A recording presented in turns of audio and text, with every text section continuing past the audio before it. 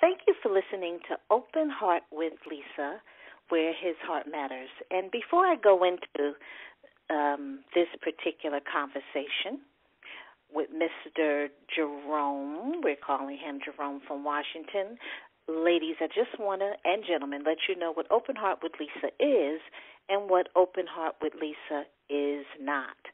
Open Heart with Lisa is not a therapy session with a psychologist, a psychiatrist, or a marriage counselor, life coach. It's not any of that. What I've decided to do was to have candid discussions, primarily focusing on relationships and life issues from the male's perspective. I believe this will give him an ability to express his feelings, express his heart, ladies, so that you and I can get insight. We can learn a little bit from the male's thought processes, because by having these unadulterated, I believe, provocative conversations can help some of us bring our relationship into a positive balance.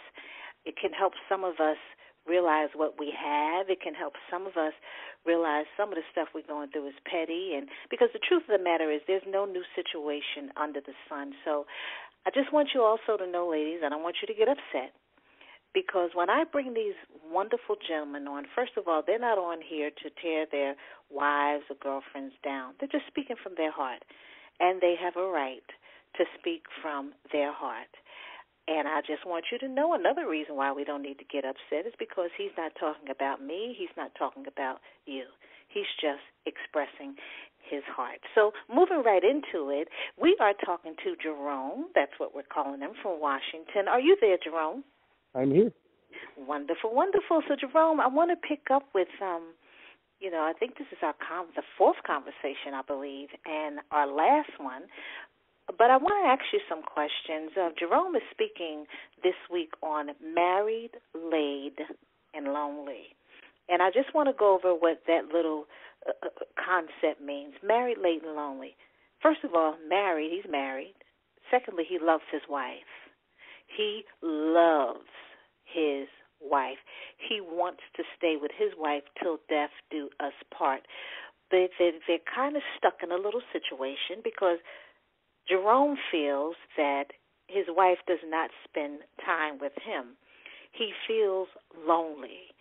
So I want to ask you, Jerome, because I know you're lonely. You're lonely for your wife. Let me just clear that up. It's not like you're home feeling like you're getting ready to jump off a roof, but you want the attention and the love and affection from your wife. The question is, what do you miss most about your relationship? I guess the thing that you miss most, I should say I miss most, is the bond, the intimacy, the friendship, the level of commitment and concern that's expressed on a daily basis. One of the challenges I think we have in many respects, from my perspective, and again I can't speak for her, is that I believe that we were at one time best friends, that there wasn't anything that could come between us that we couldn't work through, because we knew each other integrally and intimately, and always had the perspective that we had the best interests of each other at heart. And I think that in some shape, fashion, or form over time, that's kind of ebbed. And I really don't feel that she is my best friend anymore from that perspective, because the focus, as I've said on a number of occasions, is I don't think it's been on me as much as it's been on everything external to our relationship. It's problematic for me to not be able to share in both the successes and the challenges that she has on a daily basis, because I don't perceive that it's appreciated or accepted that that's something I want to do. And the reverse also holds true, where I'm skeptical in many instances about sharing a lot of the things that I feel internally, because in many ways I feel it's rejected, or it's not taken seriously, or it's not perceived to be something that's other than a fleeting discussion, rather than something that's integral to my makeup and my well-being. And that's been problematic for me. So it sounds like then you have a lot of stuff that you're holding in. that you don't share with your wife because you don't feel that she hears you? You don't, or is it that you don't feel that she cares? I think it's a little bit of both. Not so much that she doesn't care, because I believe my wife does love me. I don't have a significant doubt about that part, but I think that it's not expressed in a way that's supportive of the goals and aspirations that I have over the long term, not just for her and I, but for our family unit as a whole. And it makes it very difficult when I'm trying to deal with the trials, tribulations, and turmoil of everyday life to be able to turn to her and say, look, I need you to be someone that I can depend on, who's going to be my ride and die partner in this endeavor, because I don't think she's riding the horse in the same direction I am in many instances. And I'm not sure whether she really recognizes that. Okay, I like how you phrase that you don't feel she's your ride and die partner. Have you ever said it to your wife like that? I've never said it in those terms. I'm sure that I have expressed it in what I perceive as a way that the thing that most women don't realize and recognize about men, especially someone who has a lot of love for you, is that they're not going to say things in a way that's hurtful. And they find it very difficult to express things in terms that are blunt, that are straightforward, that are in many ways impactful, because they don't want to hurt the person that they love. And yet, they do put the cards on the table. I know I have put the cards on the table many times about how I feel about our interaction, our relationship, but in a more subtle or subjective way, so that it's not in any way giving her the perspective that I'm trying to detract from who she is, what she is, what her makeup is, because there's so many things that I love about her. But it makes it very, very difficult, because I'm not trying to put a barrier between us, and you try to find the right words to express something without building a wall. And in most instances, it's not accepted and respected. In many issues, it's brushed off as, well, he'll find a way to deal with this, or he'll get over it, or it's not really that important. But it is. And, it's important to you. Exactly. And I guess when I look at it from the flip side, when she says something to me that I understand that's important to her, that's impactful to her, that in some shape, fashion, or form she feels the deepest vulnerability to, I walk around that and tiptoe around it, because I'm not interested in hurting her. I'm not interested in bringing pain to her. In many respects, I find it a way to bolster and support her. I would expect the reverse to also be true, but I haven't perceived that to be the case. Do you feel that maybe it's possible, I'm just asking, that your wife feels the same way, that she might tiptoe around and she may not feel comfortable saying things to you because she doesn't want to hurt you? Well, it's kind of funny you would ask that question, because the answer to that is unequivocally no. Oh. Oh, she can let the good times roll, that's what you're saying? Oh, absolutely. I mean, she has no problem with that. And, okay. And it doesn't matter it doesn't matter whether, from my perspective, it's something that I don't want to look at or face or view. She just comes out and expresses it. And, again, being a male and having that male persona, I accept that. But I've seen too many instances where a man does the same thing, and it's no different than when you talk about someone being physically interactive with someone. Things are accepted that women can do that males can't do, and we recognize that. So we don't go there with those kinds of things, and it's unfortunate, but that's the way life is, and I accept that. Mm-hmm. So I guess an inability to go there, do you think then, you think that might be part of the problem because maybe she's not understanding the full depth of your, I want to say hurt, because you have to be hurting and longing for your wife, and I know how much you love and miss her. So maybe she doesn't understand the full magnitude because like you are. Mm-hmm, go ahead. Well, it's like, for me, it's like, do I have to hit you over the head with a sledgehammer in order for you to feel a sensation? I don't think that that's necessary. It shouldn't have to be necessary. Mm-hmm. And so I don't, maybe I'll prod you with a pin, or maybe I'll tickle you with a feather. Mm-hmm. But I'm not going to hit you over the head with a sledgehammer because I'm not into creating an environment that's not conducive to creative and constructive development. And that's the focus that I have when I have those conversations with her. And don't get me wrong, it's not like I'm not clear and expressive in terms of the way I feel. I am. Okay. I'm just not. I just do it in a what I consider as a compassionate, a loving way.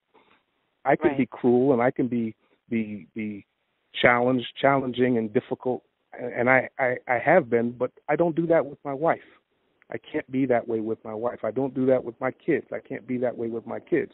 Don't let somebody outside the circle get my dander up, though, because it's a whole different animal. I'm a whole different animal then.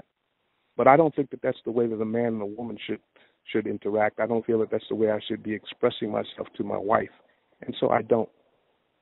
No, But I don't think that there's any reason why it's not clear and it's not understood when I do express myself. No, I got it. I think that's good. I mean, I know I'm the type of person, I don't like conflict. That's me. And I don't like nasty. That's me. And I don't go through changes. That's just how I function. But I'm just trying to think or figure out, not trying to figure out a way for you, because this is your business with your wife. I just feel so weird because I'm just trying to think, how in the world can you communicate? Because I think you said this has been going on for a number of years, that you can get her to understand. But let me just ask you this question. What is it about your wife that you miss? Because, you can have the relationship that you miss, but then there could be characteristics, or does your wife still have the characteristics that you love? Well, I would say that the majority of characteristics that made me want to be with her in the first place are still there, mm-hmm. But in most instances they're not directed in my direction. I mean, I see the same unique characteristics of her being able to laugh and showing her high level of intelligence and being compassionate and expressive and always taking up for those who have the least ability to defend themselves, and those kinds of characteristics are still there, and they're still the core of who she is, I believe. But I don't think that in many instances I'm the recipient and the beneficiary of those things. And why is that? To the contrary, I think I get the other side, the things that are pent-up frustration, the things that say that I'm tired and I don't want to be bothered, and I definitely don't want to be bothered with you. Understanding that we all have internal struggles, one side versus the other, and we have to find balance. And sometimes I feel I'm on the other side of the scale, where all of those great attributes are attributed to one half, and all of those areas that I feel she's challenged, I get in front of those. And I'm not sure, why that is. I'm not sure how we got to that point, but that's kind of where I feel I am. And that's not going to bode well for us as we move down our timeline here, and want to try to maintain something that's I believe can be golden, but only if we recognize the need to have that treasure that is each other. So I'm assuming at one point all of those attributes were directed towards you. Oh, absolutely. Right. when did the attributes start dissipating? When it comes to you? Well, as I've said, it's over a period of time.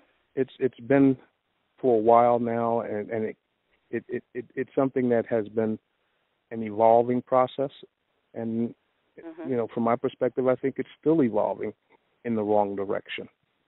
I'm not sure how much further along the line it can go without becoming a situation where it's untenable.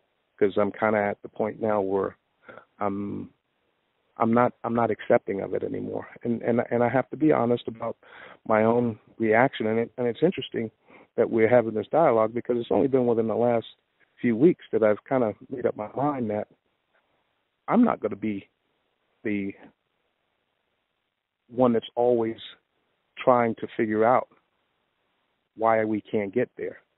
I'm not going to be the one who's always going to be the nice guy and going to be always trying to focus on what I can do to improve, because that's part of what I perceive as the problem. Other people don't think that they need to change. Other people don't think that they have any issues with the way that their behavior is when it comes to me. Okay. They don't think that their behavior is impacting me. And we all change as time goes on through life. We don't stay stagnant. We develop, we evolve, we grow. The challenge always is to evolve in a way that's conducive to the compatibility of both.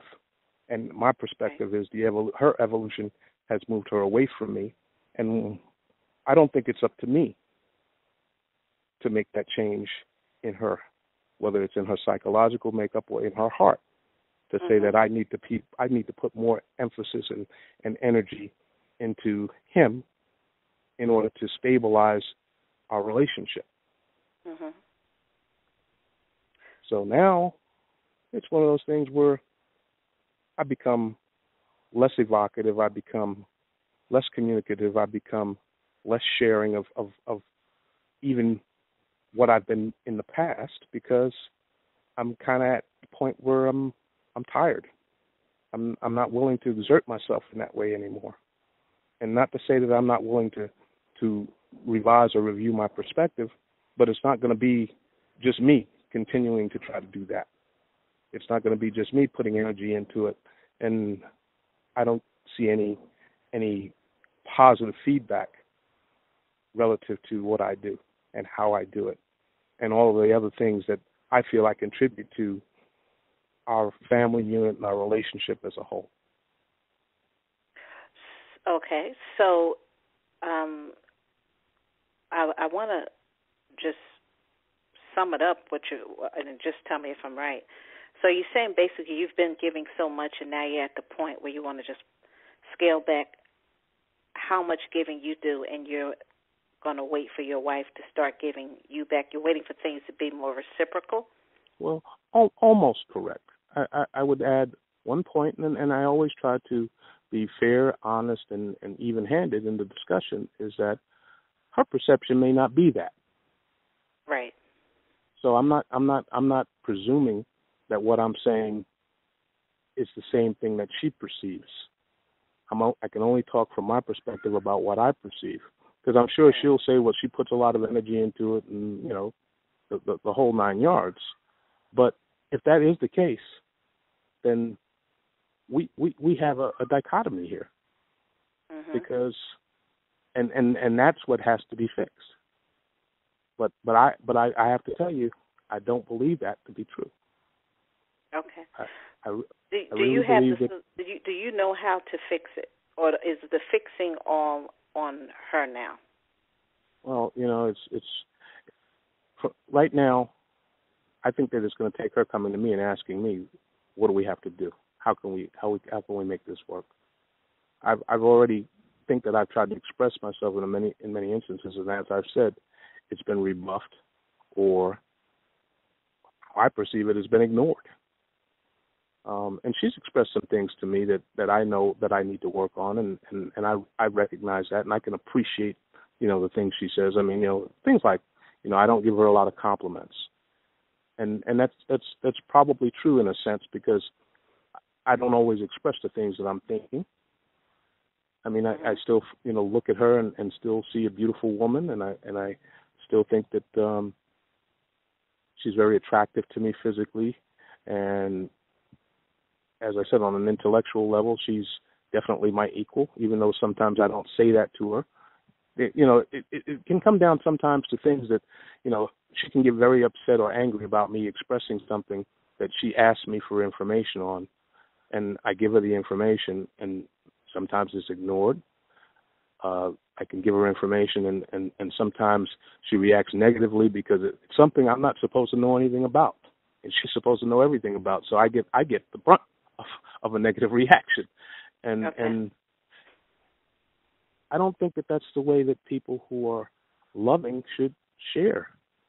I really believe that, anything that I'm saying it out of concern and love for you, and it should be taken in that vein. And as I said, I don't do it in a cruel or malicious way. I do it in as soft and gentle a way as I can. But that doesn't always suffice. Matter of fact, too often it doesn't suffice. So if if you were to, let's say, what do you think if you were to start giving her? And I'm just curious, more compliments, more the support that she needs. Do you think that she would respond differently, and maybe start responding the way you need her to respond? I don't think so. I mean, I don't think the two are necessarily always linked. Because when I do give a compliment, then it's well, why do you give me? That's a backhanded compliment. Well, no, it's not. Oh, okay. I'm saying it because that's what I'm thinking. I'm saying that because that's what I mean, but that's not how it's taken. I just don't. As I said, I'm exasperated. I don't know what to do relative to that anymore, and I'm tired, and it's been a long road, and I think that if there's no reciprocation in terms of how we relate to each other, it's not going to be a positive experience going forward, at least in this relationship. Well, speaking of going forward, I wanted to ask you, how do you feel you can move forward to recapture, or shall I say, how can you create a new beginning or your new 2.0 marriage? I mean, and I know you're baffled, you're perplexed, you really don't know how to. I mean, it's got to be some kind of solution. I know you said you've gone to marriage counseling, and I think I asked you if you wanted to do that again. Maybe you all, I don't know. I'm never someone that says never. Would I do something, and especially if there's an opportunity for it to have a positive result. But I'm not pushing for it, and how do we move forward? Well, it's interesting that there's a perspective out there that women like the bad boy. Well, the funny thing is when I'm not being communicative and I'm not being proactive and I'm not being the jovial, responsive husband, I seem to get a better reaction. Really?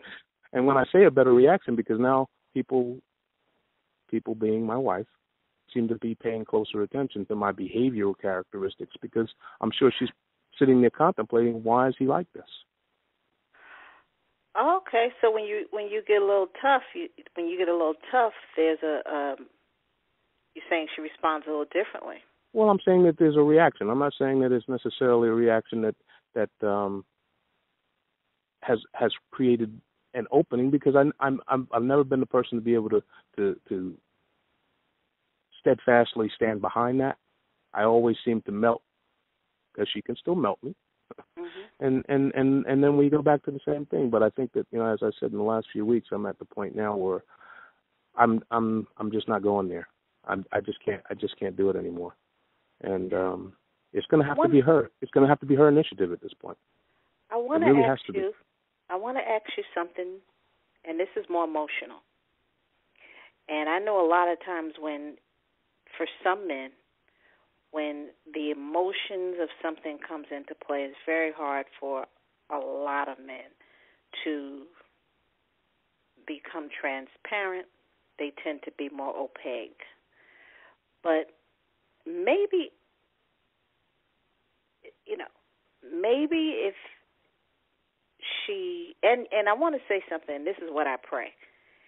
If you were to have your lovely wife listen to this, I pray she takes no offense to what you're saying. Because I think that we can make teachable moments very sacred, and we can make a teachable moment change our lives for the better. I've had relationships where men, very honest with me, and it may have stung, but it was life lessons that fared well for me and long-lasting. Mm-hmm. So I want to go a little bit into your heart, and I want you to just share it. And when I say that, this is the question. How much do you hurt and long for your wife? And I use the word hurt because hurt, is a very strong emotion. And to me, that when you're talking about this type of stuff, there's no way you can't be hurt. Because I've been married, late and lonely, and it is a horrible feeling. Well, it is a horrible feeling. It's a horrible feeling because you feel like you're in the world by yourself. I mean, right. I can choose to step out of a relationship if that's what I wanted to do, and believe me, there are many people out there willing to participate in such an endeavor. But mm-hmm. but that's not who I am. That's never been, who I've wanted to be. Mm-hmm. And my whole objective is to try to find a way to make us whole. I'd rather us, separate and move on with our lives in a different direction. So to be able to be clear that where I'm going is no longer going to be following a parallel path with her than to do it that way. Not to say that things can't happen. Things do happen, but that's not my perspective. That's not what I want to see happen. So yeah, it's one of those things where anyone who's in life alone, and they don't choose to be, but it's due to circumstance, has to feel a modicum of pain. But what pains me just as much is the thought of having to move in the direction of separation when it's not, from my perspective, a requirement. Because, as I said, I still have a lot of love for my wife, and I think she still loves me. I think, one can never be sure, but I think she does. And it would be a sad thing to have something like that have to dissolve, because we're unwilling to change. We're unwilling to even make an effort to change. We're unwilling to really, take it upon ourselves to really try to understand the core of what someone else is feeling. Because I think I make every effort to do that about her. I think that she needs to make the same level of effort to understand those things about me. Well, so you asked me what the path ahead is. Yeah. I think that's really the path ahead, but it's not going to be on me because I can't make it happen. You know what? I have a feeling, and I just pray, and let me go past feelings. I just pray. I'm very, I believe in God, and I know I've lived enough life to know that with God all things are possible, and I also know that you can't make anybody do what they don't want to do. So we just pray that your wife and you will come to a meeting of the minds, and that God would help heal and renew your marriage, take you to a new 2.0 that I'm quite sure that you can get to, because you have nothing but love, respect, and honor for your wife. Let me just lay one thing out real quick, and this is my history. I've been involved in a number of relationships over my lifetime, and in each instance, it's come down to someone basically taking me for granted. And, and in most instances, they decided they wanted to try something different and move on. And you know, I'm amenable to that. And by the way, I'm still friends with those people today. It's not like I hold a grudge or have animosity towards someone who I cared for deeply. The problem arises because in each instance, they've all felt regret to this day that they didn't put the effort in that was necessary in order to maintain the relationship. After being with my wife all the years that I've been with her, I think that it would be a travesty if that were to have to happen with us. And we'll end on that note, and I think it would also be. Jerome from Washington, I can't thank you enough. I hope your interview would touch the hearts of many men and women who are going through what you're going through. And I just hope your interview would bring value to individuals who are going through this married, late, and lonely syndrome, that people might realize, listen, I'm going to tell you something. When people come together and they're blessed to get married, I know a gazillion women who have never been married, who are depressed right now because they don't have a husband, they don't have children. And when I say depressed, I mean literally depressed. And I just pray that people realize when you're blessed to have each other, you're truly blessed. Because when you're getting older and the rubber starts meeting the road and you have no one to share your happiness with, no one to be there for you, it's a very lonely thing. I know people like that. So, you know, I just pray you two can get it together, Jerome. But, you know, keep in contact. Let me know if you all want a marriage counselor. I do know some people and who could talk to you. Actually, there's also this particular Christian retreat thing. I think it's a cruise or something like that couples take, and while they're on the cruise, they work on their marriage. But if you want to know anything about that, Jerome, you know how to contact me. I want to thank our audience for listening to Open Heart with Lisa. Thank you once again, Jerome. You can listen to this segment and all of my segments on the YouTube channel, Open Heart with Lisa. Go to my Facebook page. Leave a message, something encouraging, or you can go to my blog, www.openheartwithlisa.com. Once again, thank you again for listening to Open Heart with Lisa, where his heart matters. God bless you.